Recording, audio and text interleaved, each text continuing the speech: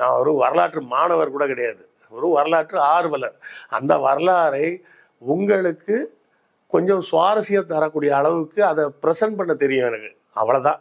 நான் படித்த ஒரு வரலாற்று செய்தியை இன்னும் கொஞ்சம் சுவாரஸ்யமாக வேறு சில செய்திகள், அந்த காலத்தில் வாழ்ந்த மக்களோட வாழ்க்கை முறை, அதெல்லாம் சேர்த்து சொல்லும்போது, உதாரணத்துக்கு ஒன்றும் இல்லைங்க, நமக்கு வரலாற்றில் நமக்கு தெரியும் தமிழர்கள் அங்காடிகளுக்கு பல வண்ண கொடிகளை வைத்திருந்தார்கள் அப்படின்றது நமக்கு தெரியும்.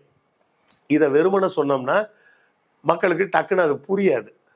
என்ன பல வண்ண கொடிகள் வச்சுருந்தாங்கன்னா என்ன அர்த்தம்னா, ஒவ்வொரு கடைக்கும் ஒவ்வொரு கலரில் ஒரு கொடி வச்சுருப்பாங்க. ஒரு கடையில் உப்பு விற்பாங்கன்னா அந்த கடையில் ஒரு மஞ்சள் கலரில் கொடி இருக்கும். ஒரு கடையில் மளிகை சாமான்லாம் வைக்கணும், அந்த கடையில் பச்சை கலர் கொடி இருக்கும். ஒரு கடையில் அரிசி விற்பாங்கன்னா சிவப்பு கலர் கொடி இருக்கும் அப்படின்னு பொதுவாக புரிஞ்சுக்கலாம். ஆனால் இதை அன்றாட வாழ்க்கையோடு பொருத்தி பார்ப்பது எப்படி அப்படின்றதுக்கு நான் சில உதாரணம் சொல்லுவேன்.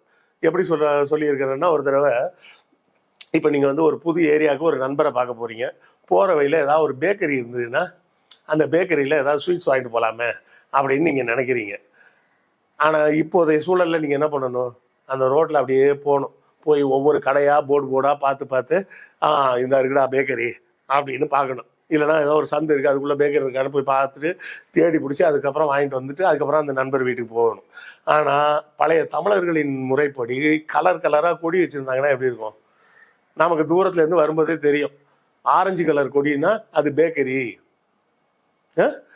பச்சை கலர் கொடி இருந்தால் அது டாஸ்மாக்கு,